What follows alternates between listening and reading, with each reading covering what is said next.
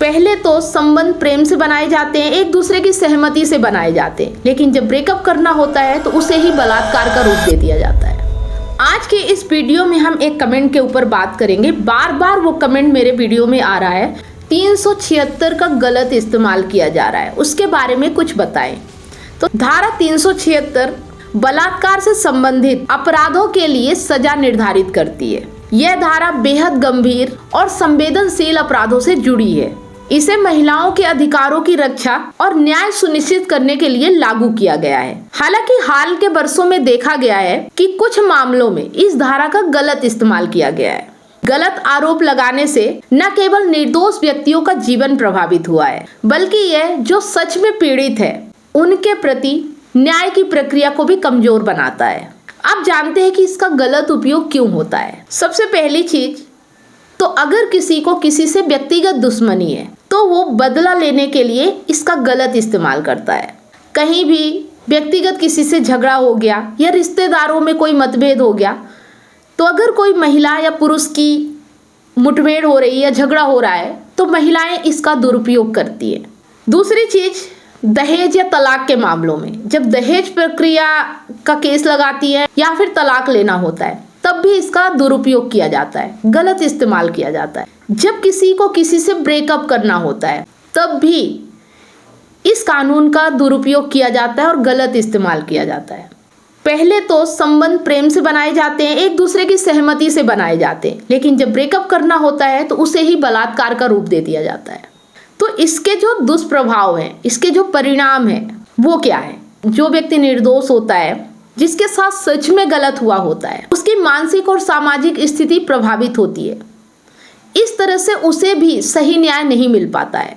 जो सच में पीड़ित है, जब वह शिकायत दर्ज कराने जाता है तो उस पर भी संदेह किया जाता है और कार्रवाई विलंब कर दी जाती है। जो न्याय प्रणाली होती है उसमें अनावश्यक बोझ बढ़ जाता है, चीज़ों को और सही तरीके से छानबीन करनी पड़ती है। अब इन सब चीज़ों का समाधान क्या है। सबसे पहले तो सख्त जांच प्रक्रिया होनी चाहिए। जो पीड़ित है, जो सत्य होता है ना, वो चीख चीख कर बोलता है। अगर जांच प्रक्रिया सही की जाए तो तुरंत ही पता लगाया जा सकता है कि कौन सही है और कौन गलत है। जैसे ही पता चले कि कोई व्यक्ति झूठ बोल रहा है, उसके प्रति भी सजा का प्रावधान होना चाहिए। जब ऐसा होगा, जो लोग झूठ बोल रहे हैं उनके प्रति अगर कड़ी से कड़ी कार्रवाई की जाएगी तो दूसरा व्यक्ति ऐसा करने से घबराएगा। सामाजिक जागरूकता होनी चाहिए। लोगों को झूठे आरोपों के दुष्प्रभाव और कानून के महत्व के बारे में शिक्षित होना चाहिए। कानून में भी थोड़ा सुधार होने की जरूरत है। 376 का जो ये दुरुपयोग हो रहा है, इसे रोकने के लिए इसकी पुनः समीक्षा की जानी चाहिए। तो जो ये IPC 376 की धारा है, यह महिलाओं की सुरक्षा के लिए बनाया गया था। इसका दुरुपयोग रोकने के लिए समाज, प्रशासन और न्यायपालिका को मिलकर काम करना होगा। झूठे मामलों से बचने के साथ साथ यह सुनिश्चित करना भी जरूरी है कि वास्तविक पीड़ितों को शीघ्र से शीघ्र न्याय मिले।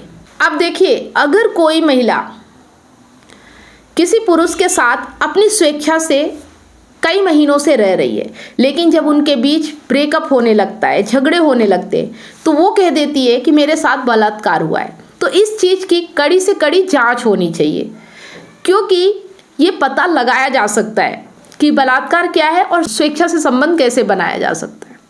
पर कुछ मामलों में पुरुषों को भी सतर्क रहने की ज़रूरत है। जैसे कि लड़की की एज 18 साल से कम नहीं होनी चाहिए,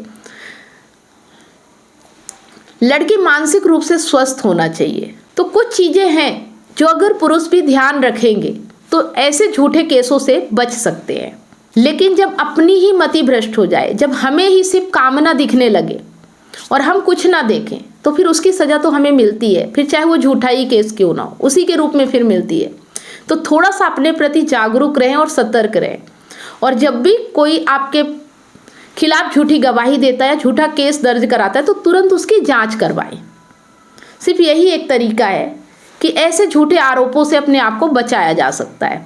और महिलाओं के लिए कहना चाहूँगी कि झूठ एक दिन सामने आ ही जाता है, और अगर आप किसी को झूठ बोल के किसी की ज़िंदगी बर्बाद करना चाहोगे तो उससे पहले आपकी भी ज़िंदगी बर्बाद होती है। इस चीज़ का ध्यान रखें ये कानून आपकी सुरक्षा के लिए बनाया गया है ताकि आपके साथ कोई जोर जबरदस्ती ना कर सके, आपके साथ कोई दुर्व्यवहार ना कर सके, कोई गलत ना कर सके। तो उसका सही इस्तेमाल करें ताकि आप भी सुरक्षित रहेंगी।